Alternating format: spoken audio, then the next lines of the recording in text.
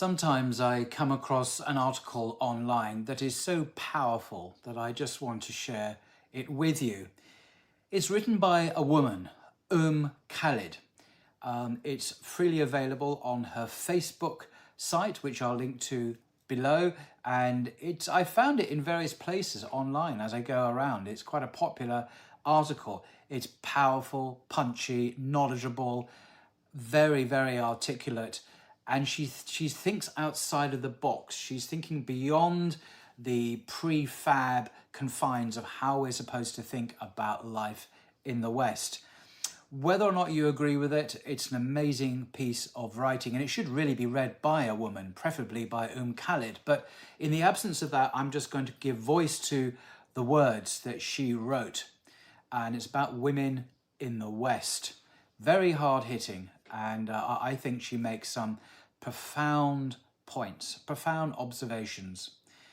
It begins like this. Khalid writes, "Women have been lied to continuously for a long time by a lot of people working together for their own interest to deceive women and take advantage of them. No, I'm not talking about the patriarchy or Muslim men. I'm talking about certain nihilistic Western atheist elites who have engineered certain social norms and programmed people to operate in a very particular way for their own agenda and at the expense of women.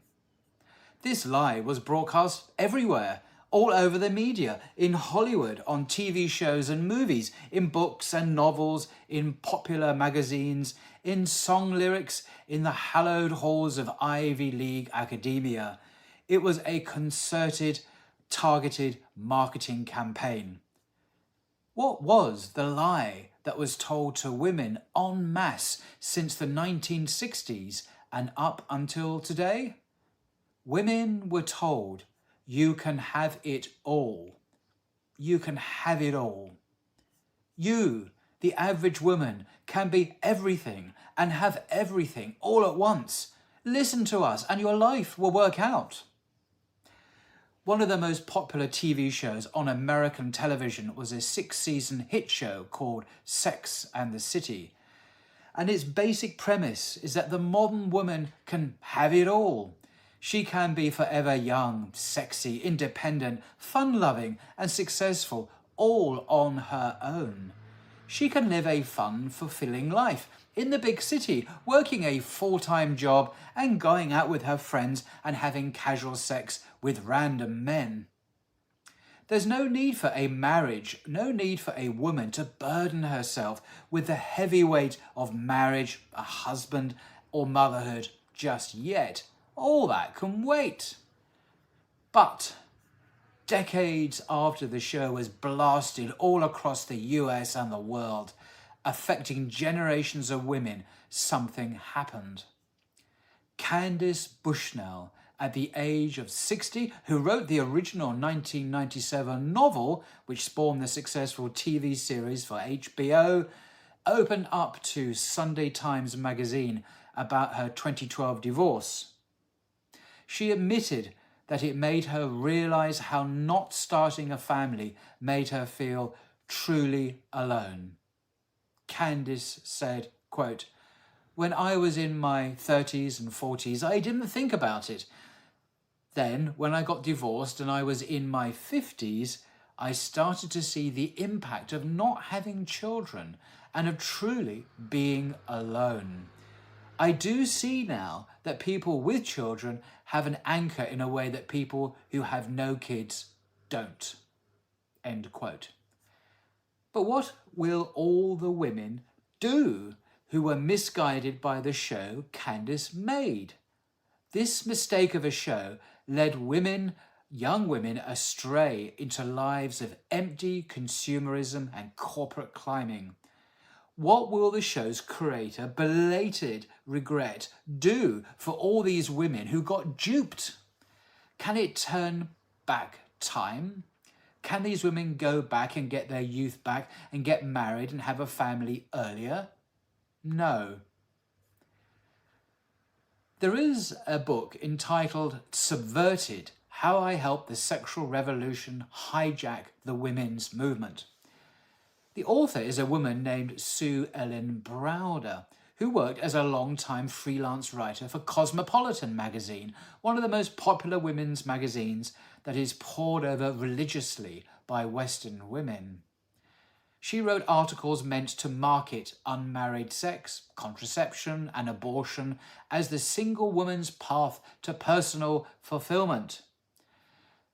She did not realize until much later that propagandists higher and cleverer than herself were influencing her thinking and her personal choices as they subverted the women's movement for their own gain.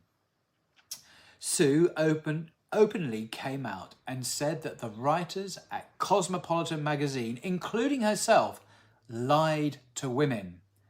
They sold them a complete and total lie. The aim of the writers was to entice women away from their families, away from home, away from their protective male kin, and into the big cities, into their own apartment, and with the freedom to engage in promiscuous behaviour with strange men. No one could have gotten women to act this way at that time with direct instructions, like abandon your traditional mindset, leave your family values behind, sidestep your male protection, and go sleep around with random men. Don't worry about getting married young or having kids. Just get your higher education and form your identity and your life around your career. Who needs men? No, you can't say that straight up to women and expect them to follow these vile instructions. You have to soft pedal the idea. You have to make it seem exciting and freeing. You have to carefully manufacture the desire within women so that they feel that it's a desire they naturally have. And this is crucial, you have to make it seem necessary by creating worry, anxiety, and fear within women around marriage, relationships, and men. The fear-mongering goes something like this. Men are abusive. Men are toxic. Men will screw you over and leave you with the kids and run off with another woman. You better protect yourself. You better learn how to stand on your own 2 feet and get your own finances and never trust a man. Get ready to make it on your own after your inevitable divorce.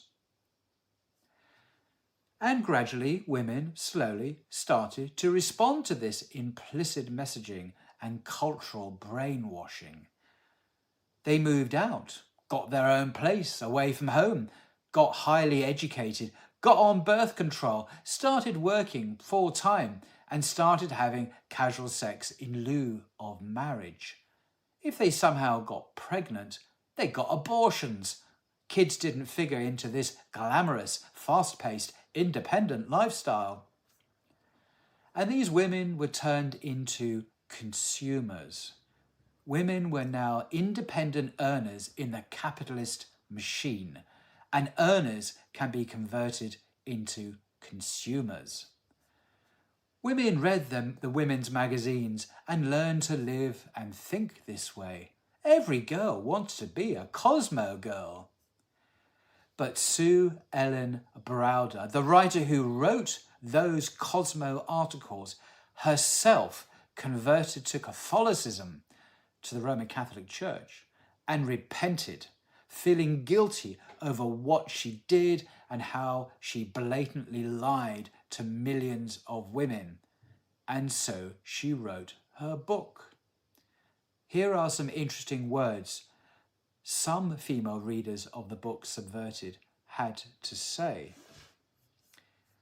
I am almost 3/4 of a century old. I lived these lies. I was taken in by the Kool-Aid of these lies. I am grateful for the platform for which Browder exposes these lies. The whole house of cards needs to fall down. The American family has almost been devastated by these lies. Any civilization that kills its young in the womb and rips the mother out of the family unit will fall. Another person wrote about the book, "This book blows the whistle on the events which led to the hijacking of the women's liberation movement by cynical, exploitative, nihilistic individuals. Shows the resulting societal maladies, widespread divorce, sex without love, feminization of poverty, pervasive fear and angst, and, I would add, deepening confusion about personal identity for both men and women." Another commentator wrote, "The unattainable Cosmo girl is a fabrication, and a harmful one at that, a total lie." Another wrote, "This book helps us see that she was too glib with the new party line that said it sought to free women from men and from offspring, and how it bravely invented false stats to get its own way, a way no longer recommended by Sue, who used to preach it. Stats, incidentally, still cited today as if gospel truth by those who wish to believe them and maintain the bondage. 2, to see how, in all the ups and downs of marriage and motherhood, it is still the way to go." End quote. This is the background to which the modern world we live in today. These are some of the factors that have shaped the society many Muslims have immigrated to over the past several decades. We Muslims send our kids to these schools, and our kids watch these movies and TV shows, and our daughters read these popular magazines. Add to these Western cultural influences the baggage we bring with us from some of our own Muslim countries, an obsession with prestigious degrees and higher education, a desire for status for the family, greed, and a deep inferiority complex around the West, and a sycophantic wish to assimilate. And then our daughters grow up to be young women who, suddenly and seemingly inexplicably, want to make sure they are financially stable and independent, because you never know, and just in case, because many men are abusive and lots of toxic masculinity exists, and maybe divorce will happen, and what if the husband dies or cheats? This angst, suspicion, and worry can be traced back to the old social messaging and deliberate engineering. Most Muslim women don't obey the societal dictates fully, to the extent of sleeping around and getting multiple abortions, though unfortunately some Muslim women do. This is not how we're followed. This is not how we've followed the non-Muslims into the lizard hole. She's alluding to a hadith there, I think. How we have followed them is having contempt for our men, looking at marriage with suspicion and fear, expecting the worst in marriage in the name of protecting ourselves, delaying marriage in favour of education and/or career, denigrating motherhood, denigrating wifehood, having mistrust with the husband, and rising divorce rates in the Muslim community. We are operating from a place of fear, manufactured fear, to turn us from wives and mothers into earners who can be turned into consumers. Our aspirations are based on lies. Islam is the truth. Khaled. Wow. And as I say, I will leave a link to the article below. Powerful stuff. Agree or disagree, I think it has much to tell us about our situation in the West at the moment.